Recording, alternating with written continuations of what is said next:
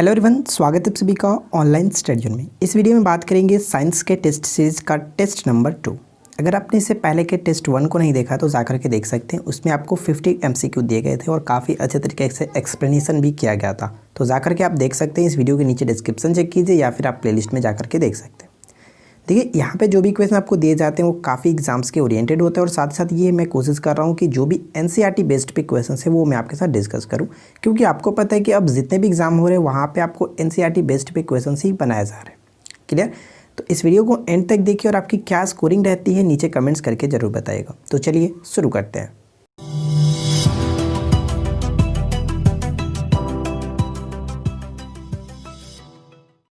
आज के इस वीडियो का फर्स्ट क्वेश्चन ये बनता है कि किलोवाट घंटा एक यूनिट है। बताइए कि किलोवाट घंटा जो वो किसका यूनिट है। राइट आंसर होगा ऑप्शन ए, ऊर्जा का। यहाँ पे कुछ लोग क्या करते हैं, यहाँ पे देखिए किलो वाट देखते हैं। वाट आपको पता है कि वाट शक्ति का मात्रक है, लेकिन यहाँ पे आपको ध्यान रखना है कि किलोवाट घंटा जो है वो ऊर्जा का मात्रक है। ठीक है, मैं आपको बताता हूँ। जैसे कि अगर किलो वाट दिया रहता है तो किलो वाट रहता है, या फिर आप कह सकते हैं कि हॉर्स पावर रहता है। ये बिल्कुल करेक्ट है कि आपका शक्ति का मात्रक है, इसमें कोई दिक्कत नहीं है। ठीक है, शक्ति का मात्रक है। लेकिन अगर किलो वाट घंटा लग जाए, ठीक है, किलो वाट घंटा, तो ये आपका ऊर्जा का मात्रक होगा। ठीक है। अच्छा, एक क्वेश्चन ये पूछा जा सकता है कि 1 किलोवाट घंटा जो होता है वो कितना, उसकी मान कितना होता है। तो उसका मान हम कह सकते हैं कि 3.6, ठीक है, 3.6 मेगावाट कह सकते हैं। सॉरी, मेगा जूल होगा। सॉरी, यहाँ पे कह सकते हैं कि मेगा जूल होना चाहिए, मेगा जूल होगा। या फिर इसको हम कह सकते हैं कि 3.6, ठीक है, 3.6 गुने 10⁻6 जूल कह सकते हैं। तो ये दोनों वैल्यू को आपको याद रखना है, कोई दिक्कत नहीं। और मुझे उम्मीद है कि इस क्वेश्चन से आपको काफ़ी हेल्प मिली होगी। चलिए सेकंड क्वेश्चन देखते हैं। सेकंड क्वेश्चन ये दिया गया कि आपेक्षिक आर्द्रता को किस रूप में व्यक्त किया जाता है। इसका PDF आप नीचे दिए गए डिस्क्रिप्शन लिंक के थ्रू डाउनलोड कर सकते हैं और उस PDF में आपको सारी एक्सप्लेनेशन भी दी गई है, तो आपको कोई दिक्कत नहीं होगा। ठीक है, देखिए अपेक्षिक आर्द्रता को किस रूप में व्यक्त किया जाता है, तो मैं आपको बता दूं सही आंसर है ऑप्शन बी, प्रतिशत के रूप में व्यक्त किया जाता है। नेक्स्ट क्वेश्चन क्या है। अगला प्रश्न ये कह रहा है कि निम्नलिखित में से कौन सी घटना यह निर्णय लेने में सहायक होती है कि प्रकाश एक अनुप्रस्थ तरंग है। सबसे पहला क्वेश्चन तो यही बन सकता है कि प्रकाश कौन सी तरंग है। तो प्रकाश अनुप्रस्थ तरंग है। ठीक है, मैंने आपको एक बार बताया भी था कि अनुप्रस्थ, देखिए प्रकाश और ध्वनि में थोड़ा सा कन्फ्यूज़न होता है। कुछ लोग कन्फ्यूज़ कर जाते हैं कि प्रकाश अनुप्रस्थ है या फिर अनुदैर्घ्य। तो कोई दिक्कत इस पर आपको नहीं होनी चाहिए। देखिए प्रकाश में प्र है तो अनुप्रस्थ में भी प्र है। उसी तरह से अगर हम ध्वनि को देखें तो ध्वनि में भी ध है और अनुदैर्घ्य में भी ध है। ठीक है, तो ध्वनि एक प्रकार की अनुदैर्घ्य तरंग है, लेकिन प्रकाश आपका अनुप्रस्थ तरंग है। ये तो बात क्लियर हो गई। अब बात करते हैं इस क्वेश्चन के राइट आंसर की। तो इस क्वेश्चन का सही आंसर होगा ऑप्शन सी, ध्रुवीकरण। ठीक है, कहने का मतलब ये हुआ कि ध्रुवीकरण की परिघटना यह निर्णय लेने में सहायक होती है कि प्रकाश एक अनुप्रस्थ तरंग है। ठीक है, व्यक्तीकरण और जो विवर्तन था, इसकी घटनाओं की खोज से यह स्पष्ट नहीं हुआ था कि यह आपका जो प्रकाश है एक अनुप्रस्थ तरंग है। लेकिन व्यक्तीकरण और विवर्तन की जो घटनाएं, उसकी खोज से यह स्पष्ट हो गया था कि जो प्रकाश है तरंग गति में जो प्रदर्शित करती है, प्रकाश जो वो तरंग की गति प्रदर्शित करती है। ठीक है, चलिए सेकंड क्वेश्चन देखिए। अगला प्रश्न ये कह रहा है कि प्रकाश वोल्टीय सेल के प्रयोग से सौर ऊर्जा का रूपांतरण करने में निम्नलिखित में से किसका उत्पादन होता है। तो इस क्वेश्चन का राइट आंसर होगा ऑप्शन बी, विद्युत ऊर्जा का। ऑप्शन बी बिल्कुल सही आंसर हो जाता है।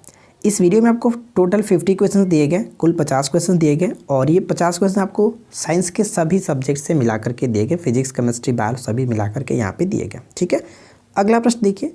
पौधे द्वारा जल को बाहर निकालने की क्रिया कहलाती है। पौधे द्वारा जल को बाहर निकालने की जो प्रक्रिया है वो क्या कहलाती है। उस प्रक्रिया को हम कहते हैं वाष्पोत्सर्जन। ऑप्शन हमारा बी यहाँ पे बिल्कुल सही होगा।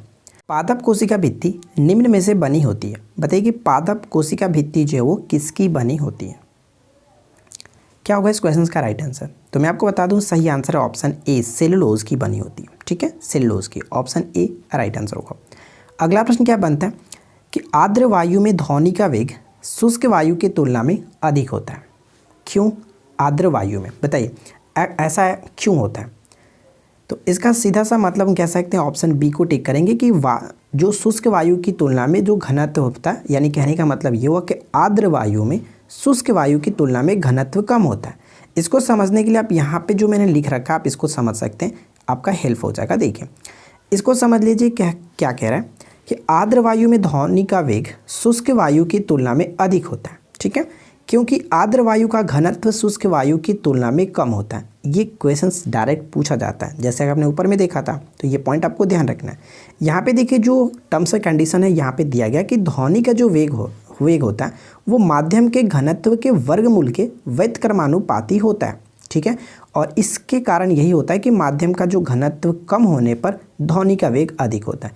फॉर एग्जांपल हम ये समझ सकते हैं कि जैसे आपने बरसात के दिनों में देखा होगा क्या होता है, बरसात के दिनों में हम जो अगर ध्वनि मान के विज़ल, ठीक है, विज़ल या फिर सीटी की आवाज़ हम जो निकालते हैं तो वो काफ़ी दूर तक जो कि ट्रैवल करता है। क्यों? इसी के कारण माध्यम में घनत्व कम होता है और उस वक्त ध्वनि का वेग जो कि काफ़ी अधिक हो जाता है। तो आई होप कि ये बात आप समझ चुके होंगे। यहाँ पे सही आंसर होगा ऑप्शन आप टिक कर सकते थे बी को, ठीक है। अगला प्रश्न देखिए, नेक्स्ट क्वेश्चन कह रहा है कि किसी पिंड की उस गति को क्या कहते हैं जिसकी कुछ समय के अंतराल के बाद पुनरावृत्ति होती रहती है, बताइए। किसी पिंड की उस गति को क्या कहते हैं जिसकी कुछ समय के अंतराल के बाद पुनरावृत्ति होती रहती है। सही आंसर क्या होगा? Right answer will be option A, आवधिक गति। देखिए आवधिक गति को ही हम कहते हैं पीरियोडिक मोशन, ठीक है। आवधिक गति या फिर आवर्ती गति कह सकते हैं, कोई दिक्कत नहीं, ठीक है। आवर्ती गति का एग्जाम्पल सिंपल सा आप ये समझ सकते हैं जैसे कि घड़ी की जो सुई है उसका क्या है, घड़ी की सुई का वो एक निश्चित समय, कुछ समय के अंतराल के पश्चात पुनरावृत्ति होती है, यानी कि वो फिक्स है कि आपका ये इस तरह से घूमती रहती है। तो यही होता है आवधिक गति या फिर आवर्ती गति, ठीक है। ऑप्शन ए को टिक करेंगे। अगला प्रश्न देखिए, नेक्स्ट क्वेश्चन है कि न्यूटन का पहला गति नियम संकल्पना देता है, क्या होगा राइट आंसर? न्यूटन के गति का पहला जो नियम है वो संकल्पना देता है जड़त्व की। आपको पता है कि न्यूटन के गति के प्रथम नियम को जड़त्व का नियम भी कहा जाता है, ठीक है ना। ऑप्शन डी राइट होगा। नेक्स्ट क्वेश्चन क्या बनता है कि सूर्य के चारों ओर घूमने वाले पृथ्वी के लिए कौन सा बल जिम्मेदार है? सूर्य के चारों ओर घूमने वाले पृथ्वी के लिए कौन सा बल जिम्मेदार है? तो राइट आंसर क्या होगा?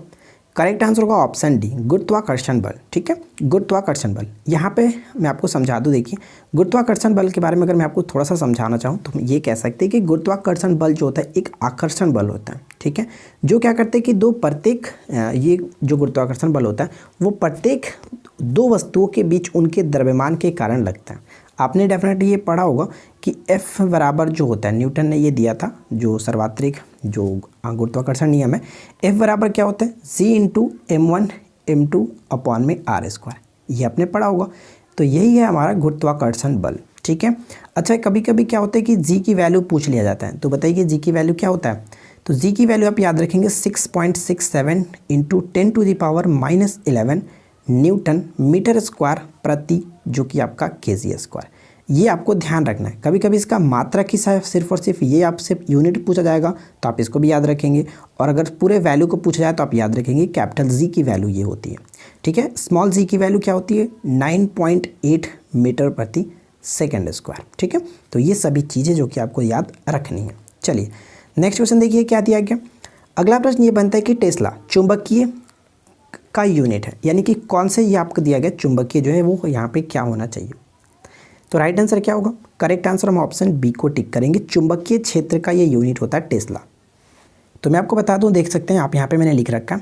एक्चुअली ये क्या है कि देखिए चुंबकीय क्षेत्र जो है एक प्रकार की अदिश राशि है, और जिसका जो मात्रक होता है वो टेस्ला, देखिए एक तो टेस्ला होता है, एक और याद रख सकते हैं वेबर प्रति मीटर स्क्वायर होता है, और साथ ही साथ हम कह सकते हैं कि न्यूटन प्रति एम्पियर मीटर। ये तीनों मात्रक आपको याद रखनी है, वेबर प्रति मीटर स्क्वायर, न्यूटन प्रति एम्पियर मीटर या फिर टेस्ला। ये सभी जो है वो चुंबकीय क्षेत्र की तीव्रता का मात्रक है, ठीक है, और ये एक प्रकार का सदिश राशि है। नेक्स्ट क्वेश्चन देखिए। अगला प्रश्न हमारा क्या बनता है कि चालक का प्रतिरोध किससे बढ़ जाता है? चालक का जो प्रतिरोध है वो किससे बढ़ जाता है? तो सही आंसर क्या होगा? करेक्ट आंसर हम ऑप्शन डी को टिक करेंगे, इनमें से सभी। लंबाई में वृद्धि, तापमान में वृद्धि और अनुप्रस्थ काट के क्षेत्रफल की कमी के कारण जो चालक का प्रतिरोध है वो बढ़ जाता है। ऑप्शन हम यहाँ पे डी को टिक करेंगे, ठीक है। नेक्स्ट क्वेश्चन, अगला प्रश्न है कि जल के प्रवाह को मापने की यूनिट क्या है? जल का जो प्रवाह होता है उसको मापने के यूनिट क्या होता है? तो उसका यूनिट होता है क्यूसेक। ऑप्शन डी को टिक करेंगे। जल प्रवाह को मापने की यूनिट जो है कि क्यूसेक होता है, और इसको हम कह सकते हैं क्यूबिक मीटर प्रति सेकेंड, ये भी एक और मात्रक होता है, तो इसको भी आप याद रखेंगे। ठीक है, चलिए नेक्स्ट क्वेश्चन ये कह रहा है कि अमोनिया का एक गुण कौन सा है। यहाँ पे जो ऑप्शंस दिए गए इनमें से आपको बताना है कि अमोनिया का गुण कौन सा है। तो इस क्वेश्चन का राइट आंसर क्या होगा, ऑप्शन हम डी को टिक करेंगे, यानी कि इसके जलीय विलयन में लाल लिटमस नीला हो जाता है। लाल लिटमस जो है वो नीला हो जाता है, तो इसका मतलब आप यहाँ से समझ सकते हैं। देखिए अमोनिया एक तीक्ष्ण गंध वाली रंगहीन गैस है, ठीक है, और ये जल में अति विलय होता है। और अब यहाँ पे समझिए कि अमोनियम जो हाइड्रोक्साइड है, अमोनिया का क्षारीय जलीय विलयन होता है, यानी कि अमोनियम हाइड्रोक्साइड जो है वो अमोनिया का एक क्षारीय जलीय विलयन है, क्षारीय, ठीक है। और क्षारीय विलयन है इसलिए क्या करते हैं कि ये लाल लिटमस को नीला कर देता है। और मैंने आपको एक चीज़ बताया था, जो अम्ल होता है, मैंने आपको ट्रिक दिया था अनिल, ठीक है। तो अम्ल जो क्या करता है कि वो नीले लिटमस को लाल में कन्वर्ट करता है, जबकि क्षार जो होता है वो क्या करता है कि लाल लिटमस को नीला कर देता है। तो यहाँ पर भी यही क्वेश्चन बोला गया था कि इसके जलीय विलयन में लाल लिटमस जो वो नीला हो जाता है। तो देखिए लाल लिटमस नीला हो जाता है और ये क्या करता है, क्षारीय। तो बिल्कुल करेक्ट है, कोई दिक्कत नहीं, ऑप्शन डी को टिक कर सकते हैं। और ये छोटा सा ट्रिक आप याद रखना चाहें तो रख सकते हैं, अम्ल जो है वो नीले को लाल में कन्वर्ट करता है। चलिए आगे की तरफ बढ़ते हैं। नेक्स्ट क्वेश्चन देखिए क्या दिया गया। अगला प्रश्न ये बनता है कि आणविक कक्षा का अभिविन्यास किससे नियंत्रित होता है। आणविक कक्षा का अभिविन्यास किससे नियंत्रित होता है। तो राइट आंसर क्या होगा, correct answer will be option b, चुंबकीय क्वांटम संख्या। ऑप्शन बी को टिक करेंगे। अगला प्रश्न हमारा ये बनता है कि किसी तत्व के परमाणु क्रमांक यानी कि एटॉमिक नंबर जो है 17 दिया गया, द्रव्यमान संख्या 36 है, तो इसके न्यूक्लियस में न्यूट्रॉनों की संख्या क्या होगी। तो न्यूट्रॉनों की संख्या कैसे निकालते हैं। न्यूट्रॉनों की संख्या सिंपल सी बात है कि अगर हमें मास में से अगर हम एटॉमिक नंबर को घटा दें, यानी हम ये कह सकते हैं कि अगर जो कि यहाँ पे 36 है, सॉरी मास 36 है, 36 में 17 घटा देंगे तो कितना आएगा 19। करेक्ट आंसर ऑप्शन सी को टिक कर सकते हैं। ठीक है, नेक्स्ट क्वेश्चन। अगला पॉइंट बनता है कि किसी तत्व के तुल्यांकी भार तथा संयोजकता का गुणनफल किसके बराबर होता है। तो किसके बराबर होता है, तो ये परमाणु भार के बराबर होता है। ऑप्शन सी को टिक करेंगे। नेक्स्ट प्रश्न देखिए। अगला प्रश्न बनता है कि किसी तत्व के रासायनिक गुण निम्न में से कौन तय करता है। किसी भी तत्व का रासायनिक जो गुण होता है वो कौन तय करता है। तो इलेक्ट्रॉनों की संख्या जो है वो क्या कह सकते हैं कि वही तय करता है। ऑप्शन बी को टिक करेंगे। ठीक है, अगला प्रश्न ये बनता है कि निम्न में से कौन सा तत्व सर्वाधिक विद्युत ऋणात्मक है। तो बताइए कि सर्वाधिक विद्युत ऋणात्मक कौन सा है। तो करेक्ट आंसर होगा ऑप्शन ए, फ्लोरीन। ठीक है, फ्लोरीन बिल्कुल सही होगा। एक क्वेश्चन ये पूछा जा सकता है कि कौन सा तत्व है जो सर्वाधिक विद्युत धनात्मक होता है। तो धनात्मक अगर हम बात करें तो वहाँ पे आप फ्रांसियम को टिक करेंगे। ठीक है, नेक्स्ट क्वेश्चन। अगला प्रश्न ये बनता है कि कैथोड किरण होती हैं, जो कैथोड किरणें होती हैं वो क्या होती हैं। तो कैथोड किरणें जो कि इलेक्ट्रॉन की स्ट्रीम कह सकते हैं कि इलेक्ट्रॉन की धाराएँ होती हैं। ऑप्शन हम सी को टिक करेंगे। सभी गैसों में दूसरी सबसे हल्की गैस का नाम क्या। सभी गैसों में दूसरी सबसे हल्की गैस का नाम क्या है। तो करेक्ट आंसर क्या होगा, right answer will be option c, helium. ठीक है, ऑप्शन हम सी को टिक करेंगे। चलिए नेक्स्ट क्वेश्चन देखिए। अगला प्रश्न क्या बनता है कि फ्लैश बल्ब की तार, ठीक है, फ्लैश बल्ब की जो तार है वो बनी होती है, किसकी बनी होती है। तो फ्लैश बल्ब का जो तार बना होता है वो मैग्नीशियम का बना होता है। ऑप्शन हम ए को टिक करेंगे। अगला प्रश्न देखिए। नेक्स्ट क्वेश्चन कह रहा है कि निम्नलिखित में से किसकी वेदन क्षमता, ठीक है, वेदन क्षमता जो है वो सबसे अधिक होती है, फिर सबसे उच्च होती है। तो जो वेदन क्षमता होती है वो सबसे उच्च होती है गामा किरण की। ऑप्शन हम सी को टिक करेंगे। अगर क्वेश्चंस में आयनन क्षमता होता तो ध्यान रखेंगे आयनन जो क्षमता होता है वो अल्फा किरण का होता है। ठीक है, अब इसको थोड़ा सा याद रखने के लिए देखिए, इसमें भी अ है और इसमें भी अ है, इस तरह से आप याद रख सकते हो। ठीक है, आगे बढ़ते हैं। अगला प्रश्न बनता है कि किस परत में बढ़ती ऊंचाई के साथ तापमान में कमी नहीं आती है। राइट आंसर होगा ऑप्शन सी, यानी समताप मंडल, जिसको स्ट्रेटोस्फेयर भी कहा जाता है। और आपको पता है कि समताप मंडल में क्या होता है कि जो वायुयान उड़ते हैं, ठीक है, वायुयान उड़ने के लिए काफ़ी आदर्श माने जाते हैं, क्योंकि मौसम संबंधी घटनाएं इसमें नहीं होती। इससे निचले जो परत होता है क्षोभ मंडल, उसी में सभी मौसम संबंधी घटनाएं होती हैं। ठीक है, और एक क्वेश्चन और ये बन सकता है, आपको पता होगा कि इस मंडल में क्या होता है कि कभी कभी विशेष प्रकार के मेघों का निर्माण होता है, यानी कि बादल का निर्माण होता है, और इन्हीं बादल को मुलाभ मेघ भी कहा जाता है। ठीक है, तो क्वेश्चन ये पूछा सकता है कि मुलाभ मेघ का निर्माण किस मंडल में होता है, तो समताप मंडल में। नेक्स्ट क्वेश्चन, आवर्ती जो नियम है निम्नलिखित में से किसने दिया था। आवर्ती नियम किसने दिया था। तो आवर्ती नियम कह सकते हैं कि करेक्ट आंसर होगा ऑप्शन डी, यानी कि मेंडलीफ ने दिया था। ठीक है, मेंडलीफ ने। और आपको पता है कि सर्वप्रथम आवर्त सारणी जो है निर्माण किया गया था मेंडलीफ के ही द्वारा, लेकिन बाद में आधुनिक आवर्त सारणी हम कह सकते हैं कि वर्तमान का जो आवर्त सारणी है वो मोस्टली के द्वारा, ठीक है, मोस्टली के द्वारा। चलिए आगे की तरफ बढ़ते हैं। नेक्स्ट क्वेश्चन क्या कह रहा है कि विद्युत द्वारा किसी पदार्थ पर किसी वांछित धातु की परत निक्षेपित करने की प्रक्रिया को क्या कहते हैं? तो राइट आंसर क्या होगा? विद्युत लेपन, ठीक है, विद्युत लेपन। और आपको पता है कि लोहे पर जब जिंक की परत चढ़ाई जाती है उसको गैल्वेनाइजेशन कहा जाता है। जंग रोधी बनाने के लिए यानी कि जंग से बचाने के लिए उस पर जो कि जिंक की परत चढ़ाई जाती है लोहे पर, उस प्रक्रिया को गैल्वेनाइजेशन कहा जाता है, ठीक है।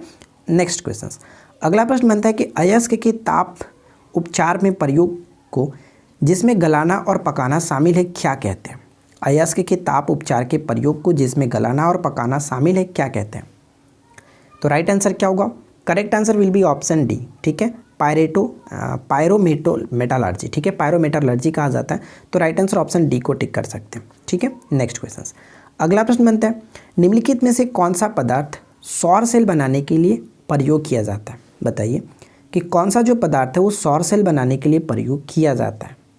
तो करेक्ट आंसर यहाँ पे क्या होगा? सिलिकॉन। ऑप्शन हम ए को टिक करेंगे, सिलिकॉन। नेक्स्ट क्वेश्चन देखिए, अगला प्रश्न ये कह रहा है कि कोलतार से प्राप्त पदार्थ जो मौत और कीटों को भगाने में प्रयोग किया जाता है, मौत और कीटों को भगाने में प्रयोग किया जाता है कोलतार से प्राप्त, तो वो है हमारा नेफ्थलीन की गोलियां। ऑप्शन बी को टिक करेंगे। यहाँ पे मैंने लिख रखा है, पढ़ सकते हैं कि नेफ्थलीन की गोलियां जिन्हें आमतौर पर फिनाइल की गोलियां कहते हैं, आपको पता होगा फिनाइल की गोलियां कहा जाता है। तो पेट्रोलियम के प्रभाजी आसवन के द्वारा प्राप्त कोलतार से नेफ्थलीन प्राप्त होता है और यह विशेष गंधयुक्त एरोमेटिक यौगिक है, ठीक है, जो कि ये मौत और कीटों को भगाने में काम में आता है। तो ये सभी चीज़ें आपको PDF में भी मिल जाएगी, कोई दिक्कत नहीं होगी आपको। नेक्स्ट क्वेश्चन देखिए क्या है, अगला प्रश्न बनता है कि जीवाश्म ईंधन के अधूरे जलने के कारण उत्पन्न हुई विषैली गैस बताइए। जीवाश्म ईंधन के अधूरे जलने के कारण उत्पन्न हुई विषैली गैस कौन सी है? तो विषैली गैस होती है कार्बन मोनोऑक्साइड। ऑप्शन हम डी को टिक करेंगे, ठीक है। देखिए यहाँ पे कार्बन मोनोऑक्साइड से रिलेटेड कुछ पॉइंट्स लिखे हैं, तो आप इसको पढ़ सकते हैं। कार्बन मोनोऑक्साइड एक रंगहीन गैस है और ये हवा में थोड़ी हल्की होती है, ठीक है, हवा से थोड़ी हल्की होती है और उच्च सांद्रता से क्या होता है, यानी कि इसकी अगर उच्च सांद्रता हो तो ये मनुष्य और जानवरों के लिए विषैली होती है। हालांकि कम मात्रा में जो कि यह कुछ सामान्य जैविक कार्यों के लिए भी प्रयोग किया जाता है। और अगर बात करें कि इसका प्रयोग क्या किया जाता है, तो कह सकते हैं कि अगर कार्बन मोनोऑक्साइड को इथिलीन में बदलने से क्या होता है कि वातावरण जो है, वातावरण में प्रदूषण फैलने से रोका जा सकता है। इस तरह से भी इसका यूज़ किया जाता है। अगला प्रश्न देखिए, नेक्स्ट क्वेश्चन है कि प्राकृतिक गैस का प्रमुख घटक है, बताइए प्राकृतिक गैस का प्रमुख घटक क्या है? तो वो है मीथेन, ठीक है, मीथेन। और मीथेन को हम लोग मास गैस के नाम से भी जानते हैं। देखिए यहाँ पे कुछ पॉइंट्स हैं जो कि आप इसको पढ़ सकते हैं। प्राकृतिक गैस कई गैसों का मिश्रण होता है जिसमें मुख्यतः मीथेन होता है, ठीक है। प्राकृतिक गैस ईंधन का प्रमुख स्रोत है और ये अन्य जीवाश्म ईंधनों के साथ पाई जाती है। सामान्यतः यह मीथेन, इथेन, प्रोपेन, ब्यूटेन और पेंटेन का मिश्रण है, जिसमें मीथेन जो होता है वो 80 से 90% तक पाई जाती है। आप लोग हमेशा कहते थे कि जो मैं डिस्क्रिप्शन बताता हूँ आप इसको लिख दिया कीजिए, तो चलो आप ही के लिए मैंने यहाँ पे लिख रखा है, अब तो कोई प्रॉब्लम नहीं होनी चाहिए। अगला प्रश्न देखिए, नेक्स्ट क्वेश्चन कह रहा है कि निम्नलिखित कथनों पर विचार करें। तो अगला जो क्वेश्चन कह रहा है ये दोनों पॉइंट्स को पढ़ना है, उसके बाद बताना है कि कौन सा कथन सही होगा। तो पहला पॉइंट कह रहा है कि उड़ीसा भारत में सबसे बड़े बॉक्साइट उत्पादक राज्यों में से एक है। बिल्कुल सही है। बॉक्साइट एल्युमिनियम का एक बहुत अच्छा अयस्क होता है, तो आपको ये पता होगा, मैंने आपको इससे पहले वाले वीडियो में बताया था। तो यहाँ पे दोनों के दोनों कथन बिल्कुल सही, इसलिए ऑप्शन हम सी को टिक करेंगे। चलिए अगला प्रश्न देखिए, नेक्स्ट क्वेश्चन कह रहा है कि हड्डियों की पढ़ाई विज्ञान की किस शाखा के अंतर्गत की जाती है? हड्डियों का अध्ययन या फिर हड्डियों की पढ़ाई जो विज्ञान की किस शाखा के अंतर्गत की जाती है? तो यहाँ पे सही आंसर क्या होगा? ऑस्टियोलॉजी, ठीक है, ऑस्टियोलॉजी। ऑप्शन डी को टिक करेंगे। बाकी को भी समझ लेते हैं, जैसे जियोलॉजी। तो जियोलॉजी हमको हिंदी में कहा जाता है भूगर्भ विज्ञान। इसके अंतर्गत ये होता है कि पृथ्वी के अंदर की जो हलचल होती हैं, जितनी भी हलचलें होती हैं, या फिर हम कह सकते हैं कि पृथ्वी के अंदर जो खनिज होते हैं, जैसे बहुरत्न खनिजें हो गए, तो उन सभी का अध्ययन हम इसी के अंतर्गत करते हैं, जियोलॉजी के अंतर्गत, ठीक है। और अगर हम बात करें सारोलॉजी क्या है, तो सारोलॉजी आपको पता है छिपकलियों का अध्ययन है। और ऑर्निथोलॉजी ये बहुत बार पूछा जाता है, जो कि पक्षियों का अध्ययन है, ठीक है। नेक्स्ट क्वेश्चन, अगला प्रश्न ये बनता है कि माइटोकॉन्ड्रिया के संदर्भ में निम्न में से कौन सा जो कथन है वो गलत है? ध्यान दीजिएगा, गलत है। तो चलिए हम एक एक करके देख लेते हैं। तो देखिए अगर हम बात करें यहाँ पे एक एक पॉइंट्स के बारे में, तो पहला पॉइंट्स कह रहा है कि इसमें स्वयं का डीएनए और राइबोसोम पाया जाता है। तो मैं आपको बता दूं कि डीएनए और राइबोसोम होने के कारण जो माइटोकॉन्ड्रिया है वो अपना स्वयं का प्रोटीन बनाने में सक्षम होता है। तो यहाँ पे कोई दिक्कत नहीं है, बिल्कुल सही है। सेकेंड पॉइंट है कि इन्हें कोशिका का ऊर्जागृह कहा जाता है। बिल्कुल सही है कि माइटोकॉन्ड्रिया को कोशिका का पावर हाउस भी कहा जाता है। तो दोनों के दोनों पॉइंट्स यहाँ पे सही है, लेकिन हम मुझसे पूछा गया था कि कथन गलत है। तो कोई भी कथन गलत नहीं है, ना तो एक और ना ही दो। ऑप्शन हम डी को टिक करेंगे। ठीक है, चलिए नेक्स्ट क्वेश्चन देखिए। अगला प्रश्न ये बनता है कि निम्नलिखित कथन तथा कारण पर विचार कीजिए और नीचे दिए गए जो कि कुट की सहायता से हमें राइट आंसर चुनना हो। चलिए कथन और कारण को आप पढ़िए, उसके बाद बताइए कि राइट आंसर क्या होगा। ओजोन जल के सूक्ष्म जीवों ओजोन जो है वो जल के सूक्ष्म जीवों को मार देती है। और आगे कह रहा है कि ओजोन रेडियो एक्टिव नहीं है। बताइए, अब बताइए कि कारण और जो कथन और कारण दिया गया क्या होगा राइट आंसर। तो देखिए मैं आपको बता दूं कि यहाँ पे दोनों के दोनों पॉइंट्स बिल्कुल सही है कि ए और आर दोनों सही है, परंतु आर जो है यानी कि रेडियो एक्टिव नहीं है, इससे इसका कोई मतलब नहीं हो रहा है। स्पष्टीकरण सही नहीं है, व्याख्या सही नहीं है, इसलिए ऑप्शन हम बी को टिक करेंगे। ठीक है, चलिए नेक्स्ट क्वेश्चन देखिए। अगला पॉइंट्स यहाँ पे देखने से पहले यहाँ पे आप पॉइंट्स को पढ़ सकते हैं कि ओजोन अस्थायी प्रकृति का होता है, अतः जल से मिलते ही इसका एक अणु जो है वो विलग हो जाता है। आपको पता है कि O3 होता है ओजोन को, और ये क्या होता है कि जल से मिलते ही इसका एक अणु जो कि विलग हो जाता है और जो ऑक्सीकरण द्वारा जीवाणु को हनन करती है, जीवाणु को नष्ट कर देती है।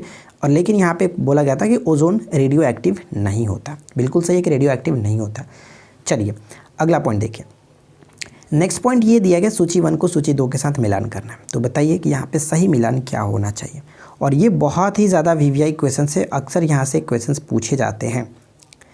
देखिए अब सर्व तरंगे दिया गया, पारा सर्व तरंगे और सर्व तरंगे। तो देखिए सर्व जो तरंगे होते हैं हम उनको सुन सकते हैं, यानी हम जो सुनते हैं वो 20 हर्ज से लेकर के 20,000 हर्ज के बीच की आवृत्ति को सुनते हैं। यानी सर्व तरंगे जो होगा वो हमारा 2 के साथ मैच होना चाहिए, सी का 2 के साथ। तो देखिए सी का 2 के साथ यहाँ मिल रहा है और यहाँ भी मिल रहा है। चलिए पारा सर्व जो तरंगे होती है वो क्या होता है, वो होता है 20,000 हर्ज से ऊपर की आवृत्ति, यानी 20,000 हर्ज से ऊपर की आवृत्ति। तो बी का फर्स्ट के साथ, तो बी का फर्स्ट के साथ कहाँ पे मिल रहा है, तो देखिए इसी में मिल रहा है बी का फर्स्ट के साथ। 6 का 1 लिखा गया, एक्चुअली ये मिस्टेक है। तो बी का 1 के साथ, तो करेक्ट आंसर हमारा क्या होगा, ऑप्शन बी। कोई दिक्कत नहीं। उसी तरह से अवसर्व जो तरंग होती है वो 20 हर्ज से कम की आवृत्ति होती है। तो यहाँ पे देखिए ए का 3 के साथ, तो कुल मिलाकर बी हमारा यहाँ पे बिल्कुल अच्छे तरीके से मैच करता है। अगला जो क्वेश्चन कह रहा है कि मनुष्य के रक्तचाप के संदर्भ में निम्नलिखित में से कौन सा कथन जो कि सही है। तो बताइए, एक एक पॉइंट्स को आप पढ़ लीजिए, उसके बाद बताइए कि कौन सा कथन यहाँ पे सही होगा और हम राइट आंसर किसे टिक करेंगे। देखिए पहला पॉइंट कह रहा है कि इसे सिफगोमैनोमीटर्स द्वारा मापा जाता है। बिल्कुल सही है कि रक्तचाप की माप इसी के द्वारा की जाती है। और सेकेंड पॉइंट है कि यह सिराओं की तुलना में धमनियों में बहुत अधिक होता है। ठीक है, तो ये पॉइंट भी करेक्ट है। तो दोनों के दोनों यहाँ पे बिल्कुल सही है, इसलिए हम ऑप्शन सी को टिक करेंगे। 1 और 2 दोनों सही है। अगला प्रश्न देखिए। नेक्स्ट क्वेश्चन कह रहे हैं कि निम्नलिखित में से किस यौगिक का उपयोग अग्निरोधक कपड़ा बनाने में किया जाता है। अग्निरोधक कपड़ा बनाने में कह सकते हैं कि एल्युमिनियम सल्फेट का प्रयोग करते हैं। ऑप्शन हम यहाँ पे डी को टिक करेंगे। अगला प्रश्न क्या दिया गया कि ऐसे दो जीव जातियाँ जिनका वातावरणीय आवश्यकताएं बिल्कुल समान होती है अनिश्चित काल तक एक ही स्थान पर नहीं बनी रह सकती। तो उपरोक्त जो कथन है वो किसका नियम है, बताइए क्या होगा राइट आंसर। तो इस क्वेश्चन का सही आंसर होगा ऑप्शन ए, गॉसी का ये नियम है। ठीक है, गॉसी का नियम। अब यहाँ पे पढ़ सकते हैं कोप का नियम और ग्लोगर का नियम भी मैंने लिख रखा है। कोप का नियम क्या कहता है, जैव विकास के लंबे इतिहास में जंतुओं में शरीर के आधिकारिक बड़े होते रहने की प्रवृत्ति रही है। ठीक है, ये इनका जो कि कोप का नियम है। और उसी तरह से ग्लोगर का नियम जो क्या कहता है कि गर्म व नम प्रदेशों में नियत तापी जंतुओं में मेलानिन रंग जो है वो अधिक होता है। ठीक है, तो ये दोनों नियम आपको भी याद रखने, तो कोई दिक्कत नहीं। चलिए अगला प्रश्न देखिए। नेक्स्ट क्वेश्चन कह रहा है कि कोबाल्ट 60 जिसे विकिरण चिकित्सा के रूप में प्रयोग किया जाता है उत्सर्जित करता है। कोबाल्ट 60 जो है वो उत्सर्जित करता है किस किरण को, तो राइट आंसर होगा गामा किरण को उत्सर्जित करता है। Option D will be right answer.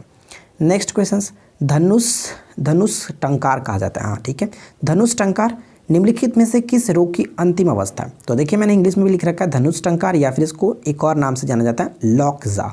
तो लॉकजा जो है वो कह सकते हैं टिटनस की अंतिम अवस्था होती है। ऑप्शन डी को टिक करेंगे। ठीक है, यहाँ पे आप पढ़ सकते हैं टिटनस से संबंधित जो भी क्वेश्चंस पूछे जाते हैं, जैसे टिटनस की अंतिम अवस्था लॉकजा है, और ये जो रोग होता है वो बैसिलस टिटेनी नामक जीवाणु द्वारा होता है। ध्यान रखेंगे, अगर पूछे कि टिटनस किसके द्वारा होता है तो जीवाणु के द्वारा होता है। किस जीवाणु के द्वारा? तो बैसिलस टिटेनी नामक जीवाणु के द्वारा। ठीक है, जो अधिकांश क्या होता है कि जंग लगे लोहे पर या फिर घोड़े की लीद या फिर मल में पाया जाता है। ध्यान रखेंगे। और इसे देखिए एक नाम से जाना जाता है, धनुष टंकार भी कहा जाता है। और इससे व्यक्ति के तंत्रिका तंत्र में संक्रमण फैलने लगता है। तो यहाँ पे ये क्वेश्चन पूछा सकता है कि टेटनस से प्रभावित जो अंग वो क्या है, तो तंत्रिका तंत्र। तो यहाँ से देखिए कई सारे क्वेश्चन बन सकते हैं, आप इनको अच्छे से ध्यान में रखेंगे। चलिए फिलहाल देखिए नेक्स्ट क्वेश्चन क्या है। अगला प्रश्न ये बनता है कि कालाजार ज्वर का संचरण होता है। जो कालाजार ज्वर है, जिसको हम लोग ब्लैक फीवर भी कहते हैं, तो इसका संचरण किसके द्वारा होता है? तो राइट आंसर होगा ऑप्शन सी, सिकता मक्खी के काटने से। सिकता मक्खी को कभी कभी सिकता मक्खी ना लिख करके यहाँ पे सैंड फ्लाई लिखा जा सकता है, तो इंग्लिश में इसको सैंड फ्लाई भी अक्सर कहा जाता है। ठीक है, और अगर हम बात करें कि इससे जो हमारा सबसे ज़्यादा प्रभावित जो होता है वो क्या होता है, तो पलीहा कह सकते हैं, लीवर कह सकते हैं, मेरुरज्जु कह सकते हैं, इन पर काफ़ी ज़्यादा असर पड़ता है। नेक्स्ट क्वेश्चन देखिए, अगला प्रश्न है कि न्यूक्लियस के बाहर डीएनए कहाँ मिलता है? One of the most important question कि न्यूक्लियस के बाहर डीएनए कहाँ पर मिलता है?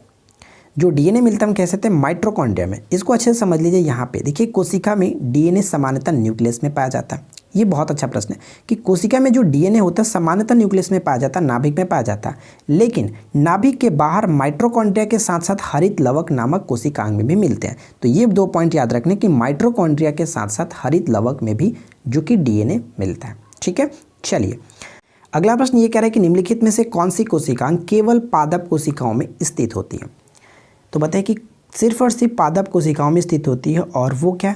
तो कह सकते हैं प्लास्टिड। ठीक है, प्लास्टिड ऑप्शन यहाँ पे सी होगा। प्लास्टिड को ही देखिए लवक कहा जाता है, ये आप ध्यान में रखिएगा। चलिए यहाँ पे मैंने कुछ पॉइंट्स लिख रखा है, आप इस पॉइंट्स को नोट डाउन कर लेंगे। जिसे लवक या फिर प्लास्टिड जो है वो केवल पादप कोशिकाओं में स्थित होता है। जंतु कोशिकाओं में इनका अभाव होता है। ठीक है, इनका अभाव होता है, जंतु कोशिका में नहीं पाया जाता। कुछ पौधों में ये जो कि रंगहीन भी होते हैं और कुछ रंगहीन और कुछ में रंगीन होते हैं। तो ये थोड़ा सा इंपॉर्टेंट होगा। नेक्स्ट क्वेश्चन, अगला पॉइंट बनता है कि उच्चतर पौधों के बीजों के पोषण उत्तक को क्या कहते हैं? उच्चतर पौधों के बीजों के पोषक उत्तक को क्या कहते हैं? उसको कहते हैं एंडोस्पर्म। ऑप्शन हम बी को टिक करेंगे, एंडोस्पर्म। अगला प्रश्न देखिए, नेक्स्ट प्रश्न बनता है कि इमारत को आकाशीय बिजली के नुकसान से बचाने के लिए इस्तेमाल किए जाने वाला उपकरण कौन सा है? इमारत को आकाशीय बिजली के नुकसान से बचाने के लिए इस्तेमाल किया जाने वाला उपकरण क्या है? तो तड़ित चालक। ठीक है, तड़ित चालक। बेंजामिन फ्रैंकलिन ने इसकी खोज की थी। अगला जो प्रश्न कह रहा है कि जब कोई पिंड 4 डिग्री सेल्सियस पर पानी में तैरता है और पानी का तापमान जो 100 डिग्री तक पहुंच जाता है, तो बताइए कि क्या होगा? तो करेक्ट आंसर क्या होगा? तो मैं आपको बता दूं कि जब पानी को हम गर्म करते हैं तो पानी का जो घनत्व वो घटता जाता है। ठीक है, जब पानी को गर्म करेंगे तो पानी का घनत्व घटता जाता है, और जैसे ही अगर टेम्परेचर 100 डिग्री सेल्सियस पे पहुंच जाता है तो उस वक्त पानी का जो घनत्व होगा वो बहुत कम हो जाएगा, सबसे कम हो जाएगा। ठीक है, और इस कंडीशन में वो जो वस्तु होगा वो डूब जाएगा। ऑप्शन हम ए को टिक करेंगे। क्लियर, ध्यान रखेंगे। अच्छा, ये क्वेश्चन पूछा सकता है कि सबसे अधिक जो डेंसिटी होता है पानी का वो किस टेम्परेचर पे होता है? तो 4 डिग्री सेल्सियस पे सबसे अधिक होगा। ठीक है, चलिए अगला क्वेश्चन देखिए। नेक्स्ट क्वेश्चन कह रहा है कि यदि कोई असंतुलित बल किसी वस्तु पर कार्य करता है तो वस्तु में क्या होता है? जब कोई असंतुलित बल किसी वस्तु पर कार्य करता है तो वस्तु में क्या होता है? तो करेक्ट आंसर होगा कि ऑप्शन बी, यानी वस्तु में त्वरण आ जाता है। त्वरण का मतलब एक्सेलरेशन आ जाता है। इसको आप यहाँ से समझ सकते हैं। देखिए, जब कोई असंतुलित बल किसी पिंड पर कार्य करता है तो यह अपनी गति की स्थिति में बदलाव लाता है, अर्थात कह सकते हैं कि यह अपने वेग को बदलता है, और जब वेग बदलेगा तो डेफिनेटली कि उसमें त्वरण आ जाएगा। ऑप्शन हम यहाँ पे जो कि बी को टिक कर सकते थे। चलिए अगला प्रश्न कह रहा है कि कार्बोहाइड्रेट में पाए जाने वाले कार्बन, हाइड्रोजन और ऑक्सीजन का अनुपात क्या? बताइए, कार्बोहाइड्रेट में पाए जाने वाले कार्बन, हाइड्रोजन और ऑक्सीजन का अनुपात क्या होता है? तो राइट आंसर होगा ऑप्शन बी, यानी 1:2:1। ऑप्शन बी बिल्कुल सही आंसर हो जाता है। अगला प्रश्न देखिए। अच्छा, यहाँ पे कुछ पॉइंट्स है, आप इसको भी ध्यान रखिएगा कि कार्बोहाइड्रेट ऊर्जा का प्रमुख स्रोत है। शरीर की कुल ऊर्जा का जो आवश्यकता होती है उसका 50 से लगभग 80% की मात्रा पूर्ति कार्बोहाइड्रेट के द्वारा ही होता है। ठीक है ना, चलिए नेक्स्ट क्वेश्चन देखिए। नेक्स्ट क्वेश्चन क्या कह रहा है? एक्चुअली यहाँ पे डीएनए होना चाहिए था। ठीक है, डीएनए होगा। अब यहाँ पे क्वेश्चन आपसे पूछा जा रहा है कि डीएनए के संदर्भ में निम्नलिखित में से कौन सा कथन सही है। तो बताइए डीएनए के संदर्भ में कौन सा कथन सही हुआ। तो डीएनए मुख्य रूप से नाभिक में पाया जाता है, बिल्कुल सही, कोई दिक्कत नहीं। अगला पॉइंट है कि डीएनए में आनुवांशिक जानकारी जो है कोडित रूप में होता है। तो यहाँ पे देखिए दोनों के दोनों बिल्कुल सही है, इसलिए ऑप्शन हम सी को टिक करेंगे। तो देखिए मुझे उम्मीद है कि आप लोग को आज का ये 50 क्वेश्चन जरूर पसंद आया होगा और आपको ये वीडियो कैसी लगी नीचे कमेंट्स करके जरूर बताएं। वीडियो अच्छी लगी हो तो लाइक कर दीजिएगा, अपने दोस्तों के साथ शेयर कर दीजिएगा। अब आपके लिए क्यूज का मैंने 5 क्वेश्चन यहाँ पे रखा है, आपका जो भी इसका राइट आंसर नीचे कमेंट्स करके जरूर बताएगा। और बहुत सिंपल सा क्वेश्चन मैंने पूछा और देखते हैं कितने लोग कमेंट्स करते हैं। जिन लोगों को नहीं पता आप लोग प्लीज़ इसको सर्च करके कमेंट्स करके बताएं। और आप सभी लोगों को पता होगा यार इसमें कुछ है नहीं, बहुत सिंपल क्वेश्चन मैंने पूछा है। बताइए कि पहला क्वेश्चन कि डीएनए का फुल फॉर्म क्या है, नीचे कमेंट्स करेंगे। माइटोकॉन्ड्रिया की खोज किसने की थी, चाहे आप कहीं से भी इसको खोज करके बताएं, कहीं से भी बताएं, उससे कोई प्रॉब्लम नहीं, बस इन 5 क्वेश्चन का राइट आंसर नीचे कमेंट्स करना है, सभी लोगों को करना है। अगला पॉइंट कह रहा है कि नीले लिटमस पत्र को लाल में कौन बदलता है, मैंने आपको ऊपर में बताया था। अगला पॉइंट है कि चुंबकीय फ्लक्स का एसआई मात्रक क्या होता है, बताइएगा चुंबकीय फ्लक्स का एसआई मात्रक। अगला पॉइंट कह रहा है कि सर्वाधिक विद्युत धनात्मक तत्व कौन सा है, मैंने आपको ये भी बताया था। तो देखिए इन सभी क्वेश्चन का राइट आंसर नीचे कमेंट्स करके जरूर बताएं और हम मिलते हैं किसी और वीडियो में नेक्स्ट टॉपिक के साथ। Thanks for watching, keep learning, have a good day.